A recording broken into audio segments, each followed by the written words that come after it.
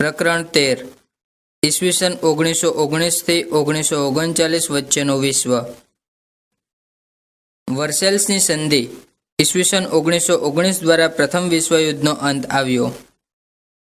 ફરી યુદ્ધનું પુનરાવર્તન ન થાય તથા વિશ્વમાં વિશ્વ શાંતિ જળવાઈ રહે તે માટે રાષ્ટ્રસંઘની સ્થાપના કરવામાં આવી. છતાં માત્ર 20 વર્ષના ટૂંકા સમયમાં વિશ્વને બીજા વિશ્વયુદ્ધનો સામનો કરવો પડ્યો. આ 20 વર્ષમાં અનેક નવા પરિવર્તનો આવ્યા. પ્રથમ વિશ્વયુદ્ધના અંત પછી વિશ્વને બીજા વિશ્વયુદ્ધ તરફ દોરી જતા અનેક મહત્વના બનાવોની માહિતી અહીં આપણે ટૂંકમાં મેળવીશું. રાષ્ટ્રસંઘ લીગ ઓફ નેશન્સ. મહાવિનાશક યુદ્ધ પછી વિશ્વના દેશોમાં શાંતિ જાળવી રાખવા, પરસ્પરના મતભેદોને શાંતિથી દૂર કરવા તથા વિશ્વ બંધુત્વની ભાવનાને વિકસાવવા આંતરરાષ્ટ્રીય સંસ્થાની જરૂર હતી. આ સમયે અમેરિકન પ્રમુખ વડો વિલ્સનના 14 મુદ્દાને આધારે પેરિસમાં ભરાયેલી શાંતિ પરિષદે 10 જાન્યુઆરી 1920 રાષ્ટ્રસંઘ એટલે કે ધ લીગ ઓફ નેશન્સની સ્થાપના કરી. આ રાષ્ટ્રસંઘના સભ્યો બનવા ઈચ્છતા રાષ્ટ્ર સૌ પ્રથમ ખતપત્ર એટલે કે રાષ્ટ્રસંઘનું બંધારણની શરતોનો સ્વીકાર ઉપરાંત રાષ્ટ્રસંઘની સામાન્ય સભાના 2/3 સભ્યોની બહુમતી મેળવવાની રહેતી. આ રાષ્ટ્રસંઘના સભ્યપદેથી દૂર થવા માટે 2 વર્ષ પહેલા ફરજિયાત નોટિસ દ્વારા જાણ કરવાની રહેતી. ખતપત્રનો ભંગ કરનારને રાષ્ટ્રસંઘમાંથી દૂર કરવાની જોગવાઈઓ પણ હતી. અમેરિકા જેવી મહાસત્તા આ સંસ્થામાં ક્યારેય જોડાઈ ન હતી, છતાં રાષ્ટ્રસંઘની દરેક પ્રવૃત્તિ પર તેનું વર્ચસ્વ રહેતું. રાષ્ટ્રસંઘના ઉદ્દેશો, આદર્શો. રાષ્ટ્રસંઘના દરેક સભ્ય રાષ્ટ્ર અન્ય રાષ્ટ્રની પ્રાદેશિક અખંડિતતા જાળવવી, ગુપ્ત સંધિઓ કરવી નહીં, શસ્ત્ર સામગ્રીનો વધારો ન કરવો, મતભેદ કે ઝઘડાનો ઉકેલ વાટાઘાટો દ્વારા કે મધ્યસ્થ લવાદ દ્વારા કરવો, લવાદી ચુકાદ બંને રાષ્ટ્રોએ સ્વીકારવો. જો આ ચુકાદાથી અસંતોષ હોય તો ઓછામાં ઓછા 3 માસ સુધી યુદ્ધનો આશરો લેવો નહીં. જે રાષ્ટ્ર લવાદના ચુકાદાને સ્વીકારે નહીં અને યુદ્ધનો આશ્રય લે તો તેને બળવાખોર રાષ્ટ્ર જાહેર કરવું. તેની સાથેના દરેક સંબંધો કાપી નાખવા. આ યુદ્ધમાં દરેક રાષ્ટ્ર બળવાખોર રાષ્ટ્ર સામે લડવા દરેક પ્રકારની યુદ્ધ માટેની મદદ કરવી. કોઈપણ યુદ્ધને જન્મ આપનાર ગરીબી, બેકારી, નિરક્ષરતા દૂર કરવા દરેક રાષ્ટ્ર પ્રયત્ન કરવા. રાષ્ટ્રસંઘની સંસ્થાઓ. રાષ્ટ્રસંઘે પોતાના ઉત્તમ આદર્શો અને ઉદ્દેશોને સિદ્ધ કરવા કેટલીક સમિતિઓની રચના કરી હતી. તેમાં સામાન્ય સભાના સભ્યોને મતાધિકાર માટેની કામગીરી થતી હતી. રાષ્ટ્રસંઘના ઉદ્દેશોની વિરુદ્ધ જતા બળવાખોર રાષ્ટ્ર સામે પગલાં લેવાની સત્તા કારોબારી સમિતિ પાસે હતી. રાષ્ટ્રસંઘની અગત્યની સંસ્થા ગણાતી સચિવાલય રાષ્ટ્રસંઘની કાર્યવાહી માટે બેઠકનું આયોજન કરતી અને તેમાં થયેલ ચર્ચાઓ કે ઠરાવોની નોંધ રાખી તે ઠરાવો દરેક સભ્ય રાષ્ટ્રોને મોકલી આપતી. રાષ્ટ્રસંઘની રચના થઈ તે પહેલાં જ આંતરરાષ્ટ્રીય અદાલતની રચના કરવામાં આવી હતી. તેનું મુખ્ય મથક હેગ, નેધરલેન્ડ હતું. આ અદાલત મુખ્યત્વે આંતરરાષ્ટ્રીય કક્ષાના વાદ વિવાદનો ઉકેલ લાવતી. તેમાં કુલ 11 મુખ્ય અને 4 ઉપન્યાયાધીશની 7 વર્ષ સુધી નિમણૂક કરવામાં આવતી. આ સંસ્થાએ બીજા વિશ્વયુદ્ધ સુધીમાં 60 જેટલા વિવાદોમાંથી 32 ચુકાદા તથા 28 બાબતોમાં માત્ર સલાહ સૂચન આપીને આંતરરાષ્ટ્રીય ક્ષેત્રે તંગદિલી રોકવાની અને સુમેળ સાધવાની મહત્વની કામગીરી કરી હતી. જીનીવા ખાતે મુખ્ય મથક ધરાવતી આંતરરાષ્ટ્રીય મજદૂર સંઘ ILO નામની સંસ્થા વિશ્વભરના મજદૂરોના આર્થિક અને સામાજિક કલ્યાણ માટે કાર્ય કરતી. આ સંસ્થાની વિશેષતા એ હતી કે રાષ્ટ્રસંઘના સભ્ય ન હોય તેવા રાષ્ટ્રો પણ તેમાં જોડાઈ શકતા. આ સંસ્થાની બહોળી કામગીરી માટે તેમાં 300 કર્મચારીઓ રખાયા હતા. રાષ્ટ્રસંઘની સિદ્ધિઓ. માત્ર 20 વર્ષના ટૂંકા સમયમાં રાષ્ટ્રસંઘે અનેક મહત્વની સિદ્ધિઓ મેળવી હતી. માનવ હકનું જાહેરનામું બહાર પાડીને માનવના મૂળભૂત અધિકારોને રક્ષણ આપ્યું. પછાત રાષ્ટ્રોને નાણાકીય સહાય કરી મંદીમાં સપડાયેલા રાષ્ટ્રોને લોનની સગવડ આપી. ઉપરાંત ગુલામી, વેઠ પ્રથા, વેશ્યાગૃહો, લોહીનો વેપાર, બાળકો અને સ્ત્રી પ્રત્યેના અયોગ્ય વર્તન વગેરે પ્રત્યે સખત વલણ અપનાવી સામાજિક સુધારાના કાર્યો કર્યા. વિશ્વ આરોગ્ય સંઘ દ્વારા કોલેરા, ક્ષય, શીતળા, ટાઇફોઇડ વગેરે ચેપી રોગોને અટકાવવા, દૂર કરવા માટેની દવાઓ શોધવા માટે સંશોધન કેન્દ્રો સ્થપાયા આમ માનવ સમાજની ખૂબ ઉપયોગી સેવા બજાવી. રાષ્ટ્રસંઘની નિષ્ફળતા. રાષ્ટ્રસંઘની સ્થાપનાનો મુખ્ય હેતુ વિશ્વ શાંતિનો હતો, પરંતુ પોતાની કેટલીક નબળાઈઓના કારણે આ હેતુ સિદ્ધ કરવામાં રાષ્ટ્રસંઘ નિષ્ફળ રહ્યું. આ દરમિયાન 1919 થી 1939 કેટલીક ઘટનાઓ એવી બની કે જેણે વિશ્વને બીજા વિશ્વયુદ્ધ તરફ ધકેલ્યું. 1931 જાપાનના ચીનના મંચુરિયા પ્રદેશ પરના આક્રમણને રાષ્ટ્રસંઘ રોકી શક્યું નહીં. એ જ રીતે ઇટાલીના સરમુખત્યાર મુસોલિનીએ આફ્રિકાના એબિસિનિયા પર આક્રમણ કર્યું. જ્યારે રાષ્ટ્રસંઘે તેની સામે આર્થિક નાકાબંધી જાહેર કરી, છતાં અન્ય સભ્ય રાષ્ટ્રોએ ઇટાલીને છુપી રીતે મદદ ચાલુ રાખી. રાષ્ટ્રસંઘ ઇટાલી સામે દંડનાત્મક પગલું ભરે તે પહેલાં જ ઇટાલીએ રાષ્ટ્રસંઘનું સભ્યપદ ફગાવી દીધું. તે જ રીતે જર્મનીમાં હિટલરે વર્સેલ્સની સંધિને કાગળનો ટુકડો ગણાવી ફેંકી દીધી અને યુદ્ધ દંડ ભરવાનું બંધ કરી અન્ય રાષ્ટ્રો પર કબજો મેળવવાનું શરૂ કર્યું. છતાં રાષ્ટ્રસંઘ કંઈ કરી શક્યું નહીં. આમ દરેક ઘટના સમયે રાષ્ટ્રસંઘ મુખ પ્રેક્ષક બની રહ્યું. પરિણામે તેણે પોતાની પ્રતિષ્ઠા ગુમાવી. અંતે 1939 બીજા વિશ્વયુદ્ધની શરૂઆત સાથે જ રાષ્ટ્રસંઘનો અંત આવ્યો. ઇટાલીમાં ફાસીવાદ. ઇટાલીમાં ફાસીવાદના ઉદય માટે જુદા જુદા અનેક કારણો છે. ખાસ કરીને પ્રથમ વિશ્વયુદ્ધ પછી વિકટ બનેલી આર્થિક, રાજકીય સ્થિતિ તેના માટે જવાબદાર હતી. ઇટાલી પ્રથમ વિશ્વયુદ્ધમાં મિત્ર રાજ્યોના પક્ષે હતું, પરંતુ પ્રથમ વિશ્વયુદ્ધના અંતે થયેલી વર્સેલ્સની સંધિમાં ઇટાલીને કોઈ આર્થિક કે પ્રાદેશિક લાભ મળ્યો ન હતો. તેથી ઇટાલીના સૈનિકો અને પ્રજામાં ભારે અસંતોષ અને રોષ ફેલાયા હતા. આર્થિક મહામંદી. પ્રથમ વિશ્વયુદ્ધમાં મિત્ર પક્ષે રહીને ઇટાલી લડ્યું હતું. તેને આ યુદ્ધમાં અઢળક ખર્ચ થયો હતો. વેપાર ઉદ્યોગ ભાંગી પડ્યા હતા. તેથી ગરીબી, બેકારી, ભૂખમરો વ્યાપક બન્યા. દેશની આર્થિક સ્થિતિ અત્યંત કથળી ગઈ. ઇટાલીની સરકારે પ્રજાની મુશ્કેલી દૂર કરવા કોઈ પગલાં લીધા નહીં. સામાજિક પરિણામ. આર્થિક મહામંદીના પરિણામે ઇટાલીના બેકાર મજૂરો રશિયાની સામ્યવાદી વિચારસરણી તરફ આકર્ષાયા. સામ્યવાદીઓએ પણ તેનો લાભ લીધો. તેમણે ચૂંટણીમાં ભાગ લઈ સરકાર વિરુદ્ધ દેખાવો કર્યા. હડતાલ અને ભાંગફોડની પ્રવૃત્તિઓ શરૂ કરી. અહીં પણ ઇટાલીની સરકાર તેને રોકવામાં નિષ્ફળ રહી. રાજકીય પરિણામ. ઇટાલીમાં ફાસીવાદની સૌથી વ્યાપક અસર તેના રાજકીય પાસા પર જોવા મળે છે. ઇટાલીની પ્રજા દરેક મુશ્કેલીનો અંત લાવે તેવા કોઈ નેતાની શોધમાં હતી. આ સમયે બેનિટો મુસોલિનીની નેતાગીરી પ્રબળ બનતા તેણે બહુ ઝડપથી ઇટાલીની સત્તા મેળવી. બેનિટો મુસોલિની ઇટાલીના રૂમાનિયા ગામમાં એક ગરીબ લુહારને ત્યાં જન્મેલા. ઈસવીસન 1883 મુસોલિનીને ક્રાંતિકારી વિચારો તેના પિતા તરફથી વારસામાં મળ્યા હતા. તેની માતા શિક્ષિકા હોવાથી શિક્ષણ કાર્ય પૂરું કર્યા બાદ થોડો સમય શિક્ષક તરીકેનું કાર્ય કર્યું. તે દરમિયાન તે સામ્યવાદી વિચારસરણીથી આકર્ષાયો, પરંતુ પાછળથી તે તેનો કટ્ટર વિરોધી બન્યો. પ્રથમ વિશ્વયુદ્ધના સમયે તે સૈનિક તરીકે યુદ્ધમાં જોડાયો હતો. ફાસિસ્ટ પક્ષની સ્થાપના. પ્રથમ વિશ્વયુદ્ધના અંતે થયેલી વર્સેલ્સની સંધિમાં ઇટાલીને થયેલા અન્યાયને દૂર કરવા મુસોલિનીએ ઇટાલીમાં અસંતુષ્ટ યુવાનો અને સૈનિકોનું જૂથ રચી 1919 ઇટાલીના મિલાન શહેરમાં ઉગ્ર રાષ્ટ્રવાદી ફાસિસ્ટ પક્ષની સ્થાપના કરી. લાકડાની ભારી અને કુહાડી એટલે કે ફેન્સીસના રોમન સમ્રાટના પ્રતીકને તેણે પક્ષના પ્રતીક તરીકે સ્વીકાર્યું. તેથી આ પક્ષ ફાસીવાદ કે ફાસિસ્ટ પાર્ટી તરીકે ઓળખાયો. ફાસીવાદનો ગણવેશ કાળો હતો, તેથી તેઓ કાળા ખમીસધારી તરીકે ઓળખાયા. આગળ જતા ઈસવીસન 1919 યોજાયેલી ચૂંટણીમાં ખુદ મુસોલિની પણ પક્ષની સાથે હાર્યો, પરંતુ ફાસિસ્ટ સૌથી બળવાન પક્ષ ઈસવીસન 1922 બન્યો.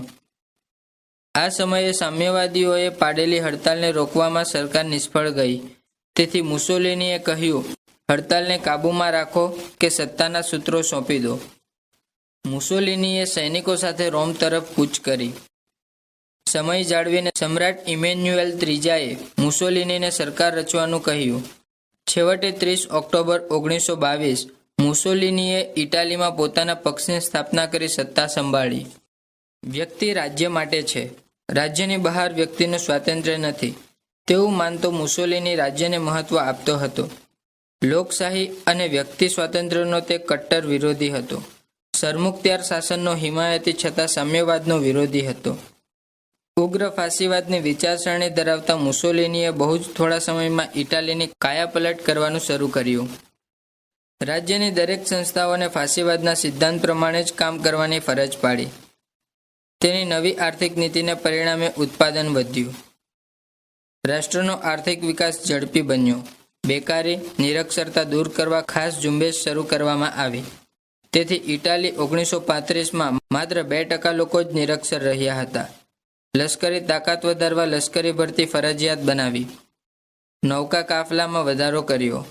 સરમુખત્યારશાહી વિચારસરણીવાળા મુસોલિનીએ ઉગ્ર રાષ્ટ્રવાદી લશ્કરી સંગઠન ઊભું કર્યું. 60 વર્ષથી પોપ સામે ચાલતા આવતા ઝઘડાઓનો સંધિ દ્વારા અંત લાવીને મુસોલિનીએ મોટી સિદ્ધિ મેળવી. તેણે આમ કરીને વેટિકન નગર ઉપર પોપની સત્તા સ્વીકારતા હજારો કેથલિકો ખુશ થયા. આથી સ્વાભાવિક જ તેની લોકપ્રિયતામાં વધારો થયો. જર્મનીમાં નાઝીવાદ. પ્રથમ વિશ્વયુદ્ધના અંતે હારેલા જર્મનીને અત્યંત ક્રૂર અને અપમાનજનક એવી વર્સેલ્સની સંધિ પર ફરજિયાત સહી કરવી પડી. સ્વાભાવિક જ આ સંધિથી જર્મન પ્રજાનું અપમાન થયું હતું. તેથી જર્મનીના યુવાનો ક્રોધે ભરાયા. આ રાષ્ટ્રવાદી યુવાનોના સંગઠન બનતા નાઝીવાદનો ઉદય થયો. સામ્યવાદના આંતરરાષ્ટ્રીય સિદ્ધાંતને કારણે જર્મનીમાં એનો વધુ ફેલાવો થશે તો સામ્યવાદી જર્મની રશિયાનું કઠપૂતળી રાષ્ટ્ર બની જશે તેવા ભયે નાઝી પક્ષનો વિકાસ કર્યો. પ્રથમ વિશ્વયુદ્ધ અને વર્સેલ્સની સંધિને પરિણામે આર્થિક ક્ષેત્રે બરબાદ થયેલા જર્મનીને અમેરિકાએ આર્થિક મદદ કરી, પરંતુ 1929-30 મહામંદીએ તેની આર્થિક સ્થિતિ વધારે ખરાબ કરી. પ્રથમ વિશ્વયુદ્ધના અંતે જર્મનીમાં ઉદ્ભવેલા અનેક પ્રશ્નોનું નિરાકરણ કરવામાં વાઇમર પ્રજાસત્તાક નિષ્ફળ ગયું. આ સમયે પ્રજા શક્તિશાળી અને શીઘ્ર નિર્ણય શક્તિવાળી વ્યક્તિની શોધમાં હતી. ત્યારે એડોલ્ફ હિટલરના રૂપમાં લોકોને પોતાનો તારણહાર દેખાતા તેને બહોળો આવકાર સ્વીકાર મળ્યા. એડોલ્ફ હિટલર ઓસ્ટ્રિયાના એક સામાન્ય કુટુંબમાં જન્મેલા 20 એપ્રિલ 1889. હિટલરને ગરીબીને કારણે પૂરતું શિક્ષણ મળ્યું ન હતું. શરૂઆતમાં વિયેનામાં કોન્ટ્રાક્ટરને ત્યાં નોકરી કર્યા બાદ તે મ્યુઝિયમમાં ચિત્રો બનાવી જીવન ગુજારવા લાગ્યો. અહીં જર્મન સંસ્કૃતિની તેના પર ગાઢ અસર થઈ. તે પ્રથમ વિશ્વયુદ્ધમાં જર્મની તરફથી લશ્કરમાં જોડાયો. આ યુદ્ધમાં જર્મનીને મળેલા પરાજય માટે તેણે જર્મન નેતાઓ અને યહૂદી પ્રજાને જવાબદાર ગણાવ્યા. હારેલા જર્મનીને ગૌરવ સ્થાપવાના ધ્યેય સાથે તે ઉગ્ર રાષ્ટ્રવાદના શસ્ત્ર સાથે રાજકારણમાં જોડાયો. નાઝી પક્ષ. અસંતુષ્ટ જર્મન સૈનિકોના જૂથમાંથી હિટલરે રાષ્ટ્રીય સમાજવાદી જર્મન કામદારોનો પક્ષ national socialist German workers party Nazi પક્ષની સ્થાપના કરી. તેની એક સભામાં હિટલરે 25 મુદ્દાનો કાર્યક્રમ જાહેર કર્યો, જેમાં મુખ્યત્વે વર્સેલ્સની સંધિને ફગાવી દેવી, ગુમાવેલા પ્રદેશો પાછા મેળવવા, મજૂર મધ્યમ વર્ગની આર્થિક સ્થિતિ સુધારવી તેમજ શસ્ત્ર સામગ્રીમાં વધારો કરવાનો કાર્યક્રમ હતો. જર્મન પ્રજાની જાગૃતિ માટેનો આ કાર્યક્રમ જાહેર કરતા સરકારે તેને જેલની સજા કરી. અહીં તેણે મારો સંઘર્ષ મેઇન કેમ્પ નામનું પુસ્તક લખ્યું, જેનાથી નાઝી વિચારોનો લોકોમાં ફેલાવો થયો. સમગ્ર દેશમાં નાઝી પક્ષની શાખાઓ શરૂ થઈ.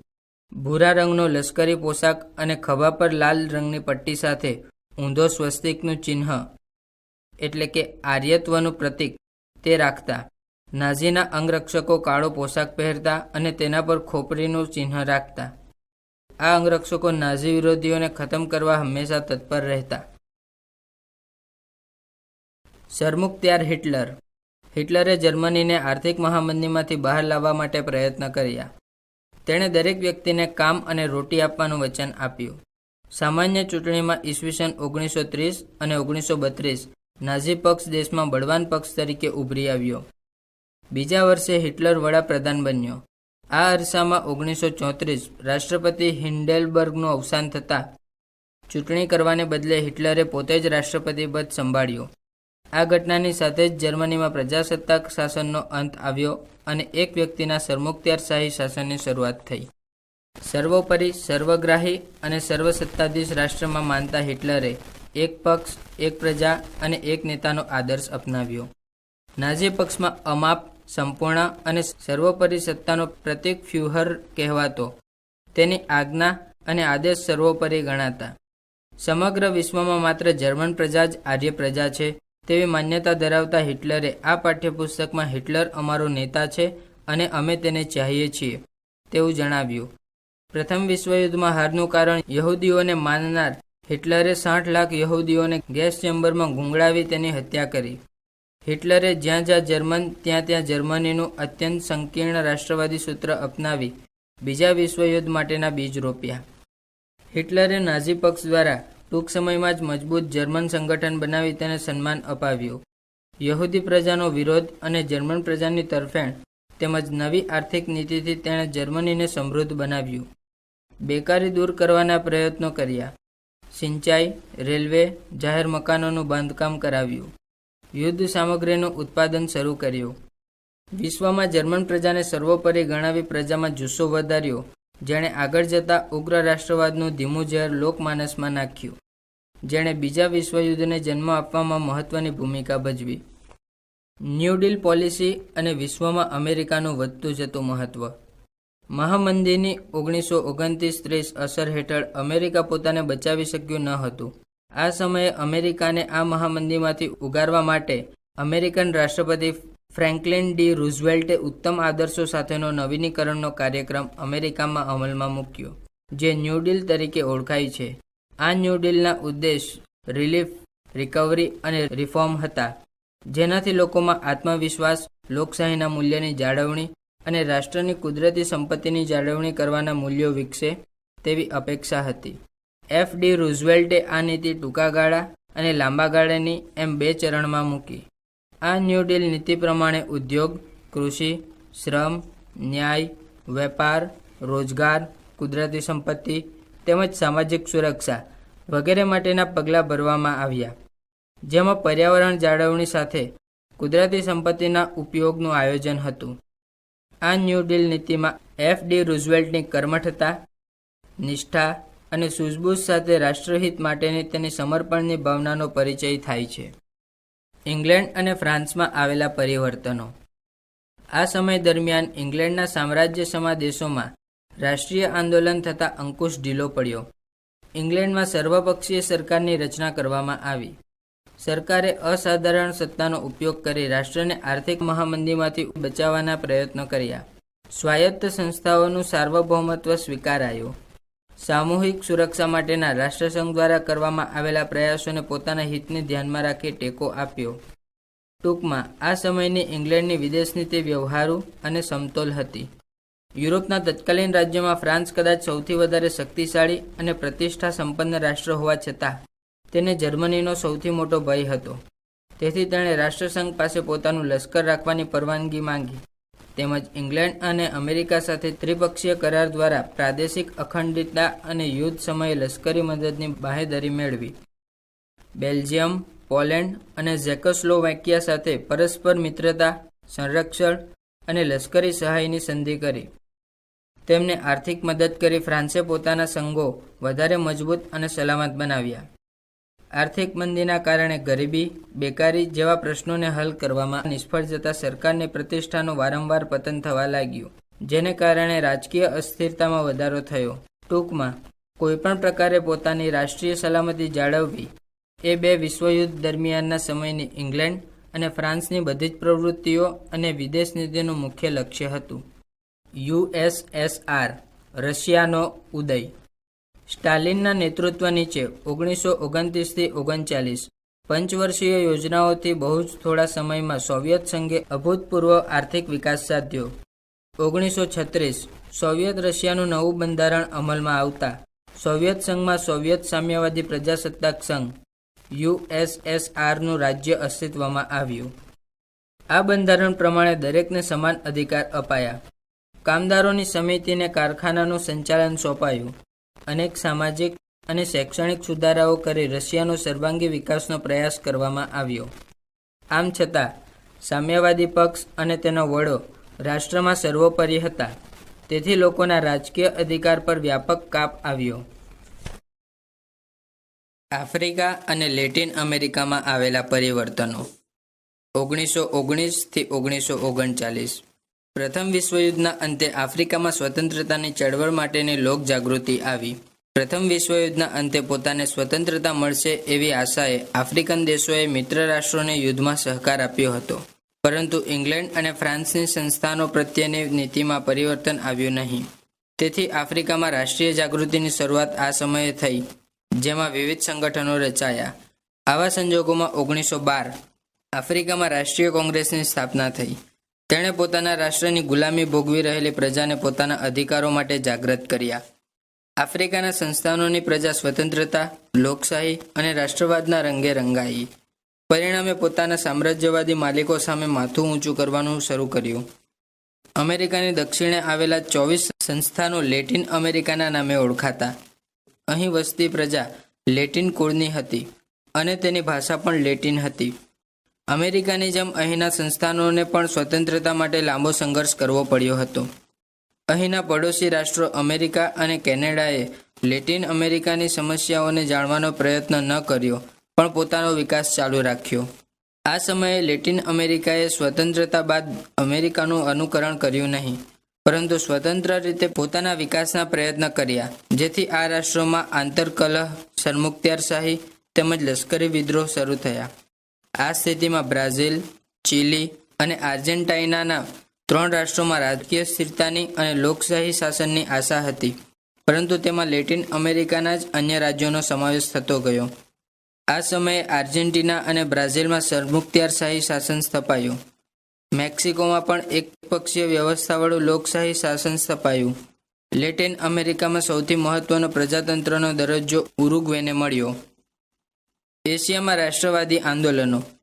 રાષ્ટ્રવાદનો સામાન્ય અર્થ સ્વદેશ પ્રત્યેની વફાદારી અથવા તો દેશભક્તિ થાય.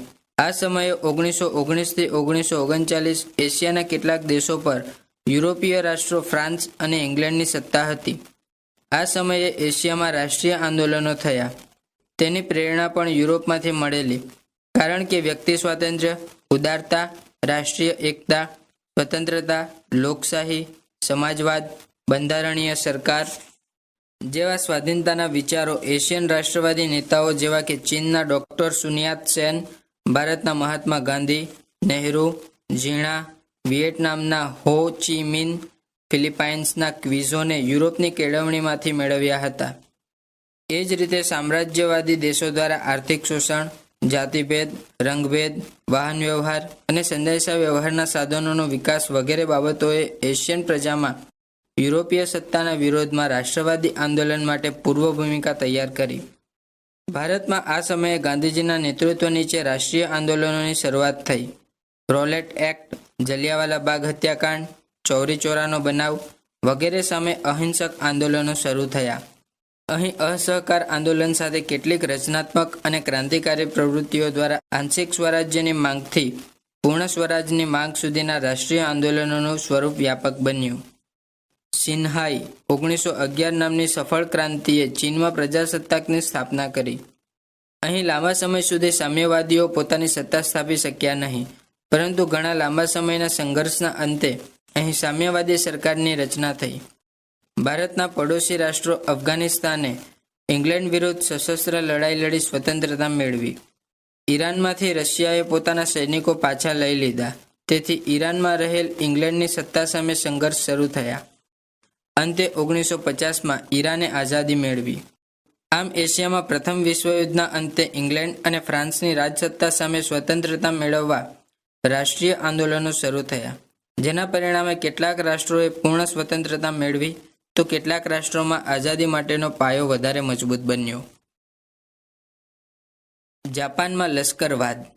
આ સમયે જાપાને પોતાના પાયદળ અને નૌકાદળને આધુનિક બનાવ્યા. શસ્ત્ર સામગ્રી માટે અનેક કારખાનાઓ શરૂ કર્યા. રાજકારણમાં લશ્કરી અધિકારીઓને મહત્વના હોદ્દા આપ્યા. રાજકારણમાં લશ્કરનું મહત્વ વધ્યું. પ્રજા લશ્કરને આદર અને માનથી જોવા લાગી. પ્રચંડ લશ્કરી તાકાતને આધારે જાપાને અનેક નવા પ્રદેશો ઉપર કબજો મેળવ્યો. લશ્કરવાદી નીતિ અપનાવી વર્સેલ્સની સંધિની અવગણના કરી. નૌકાદળની દ્રષ્ટિએ જોઈએ તો ઇંગ્લેન્ડ અને અમેરિકા પછી જાપાને ત્રીજું સ્થાન મેળવ્યું. વિશ્વસત્તા તરીકે જાપાનનો ઉદય. એશિયાનો નાનકડો દેશ જાપાન 20મી સદીના પ્રથમ 3 દાયકા સુધી મૂડીવાદી અને વ્યક્તિવાદી વિચારસરણીના પ્રભાવ નીચે હતો. તેથી આંતરિક અને વિદેશ નીતિ બંધારણીય, સંસદીય લોકશાહીના સ્વરૂપની હતી, તેમજ આંતરરાષ્ટ્રીય સદભાવ, સહિષ્ણુતા અને સહયોગનું વર્ચસ્વ વિદેશ નીતિમાં હતું. વ્યક્તિવાદી વિચારના પ્રભુત્વને પરિણામે વેપાર, રોજગાર અને ઉદ્યોગ ધંધાની પ્રગતિ થઈ હતી. આ સમયે અહીં ચોક્કસ રાજકીય પક્ષનું આધિપત્ય હતું. પાશ્ચાત્ય જીવનશૈલીના કારણે દેશની સંપત્તિ અને પ્રગતિ અમુક વિશિષ્ટ વર્ગના હાથમાં રહી. તેણે પોતાની અનુકૂળતા પ્રમાણે દેશની નીતિ ઘડવામાં મહત્વનો ભાગ ભજવ્યો. આમ રાષ્ટ્રમાં આર્થિક અને સામાજિક સ્થિરતા સ્થાપવાના પ્રયત્ન પછી જાપાને લશ્કરવાદને પ્રોત્સાહન આપતી પ્રવૃત્તિઓ શરૂ કરી. પરિણામે રાજકીય, આર્થિક અને લશ્કરી તાકાતમાં વધારો કરી જાપાન વિશ્વમાં પાશ્ચાત્ય મહાસત્તાની હરોળમાં સ્થાન મેળવવામાં સફળ બન્યું. આક્રમક અને તૃષ્ટિકરણની નીતિ. પ્રથમ વિશ્વયુદ્ધ બાદ થયેલ વર્સેલ્સની સંધિમાં જર્મન, જાપાન, ઇટાલીને થયેલ અન્યાયના કારણે આ રાષ્ટ્રોમાં મહાસત્તાઓ પ્રત્યે, ખાસ કરીને બ્રિટન અને ફ્રાન્સ પ્રત્યે નફરત અને તિરસ્કારની ભાવના જન્મી. આ સમયે ઇટાલીમાં ફાશીવાદ, જર્મનીમાં નાઝીવાદ અને જાપાનમાં લશ્કરવાદ ફેલાયેલો હતો. તેના પરિણામે આ રાષ્ટ્રો આક્રમક બન્યા હતા. રશિયા પણ આ સમયે કોમિન્ટર્ન દ્વારા સામ્યવાદના રક્ષણ અને ફેલાવવા માટે કટિબદ્ધ હતું. ત્યારે આ ફાશીવાદી, નાઝીવાદી સત્તાઓને તેમજ જાપાનને ખુશ રાખીને આક્રમણ માટે પ્રોત્સાહિત કરવાની બ્રિટન અને ફ્રાન્સની નીતિ ઇતિહાસમાં તૃષ્ટિકરણની નીતિ તરીકે ઓળખાય છે. બ્રિટન અને ફ્રાન્સની આ તૃષ્ટિકરણની નીતિનો મુખ્ય હેતુ સામ્યવાદ અને સોવિયત રશિયાના વિસ્તારવાદને અટકાવવાનો હતો. આ માટે ફાશીવાદી સત્તા અને સોવિયત રશિયા વચ્ચે ઘર્ષણ ચાલુ રહે તો બંને જૂથોનો એકબીજા પર અંકુશ રહે. આ માટે બ્રિટને રશિયા તેમજ નાઝી જર્મનીને શક્તિશાળી થતું અટકાવવા અને ઇટાલીના એબિસિનિયા પરના આક્રમણને પરોક્ષ ટેકો આપ્યો. એ જ રીતે સ્પેનિશ આંતરવિગ્રહ સમયે બળવાખોરોને ઇટાલીએ મદદ કરી, છતાં બ્રિટને ઇટાલી સાથે મિત્રાચારી ટકાવવા અને મુસોલિનીને ખુશ કરવા પ્રયત્ન કર્યો. સામ્યવાદના ફેલાવાના ભયને લીધે બ્રિટને 1935માં જર્મની સાથે નૌકાદળની સંધિ કરી, જેનાથી વર્સેલ્સની સંધિના ભંગ માટે જર્મનીને ઉત્તેજન મળ્યું. તે જ રીતે જાપાનની મંચુરિયા પરની જીતને સ્વીકારી બ્રિટિશરો પોતાના આર્થિક હિતોનું રક્ષણ અને વેપારી ફાયદો લેવા માંગતા હતા. આ સમયે બ્રિટનની એશિયા આફ્રિકાના સંસ્થાનો પરની પકડ ઢીલી થતી જતી હતી. તેથી તેને સામ્યવાદના ફેલાવાનો ભય વધારે લાગ્યો.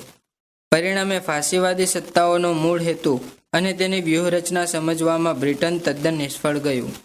ઇંગ્લેન્ડની જેમ ફ્રાન્સને પણ એશિયા આફ્રિકાના સંસ્થાનોમાં પોતાની પકડ ઢીલી થતી લાગી અને તેને સુરક્ષાનો અભાવ લાગ્યો. તેની વિદેશ નીતિ કોઈપણ પ્રકારે જર્મનીને શક્તિશાળી થતું અટકાવવાની હતી.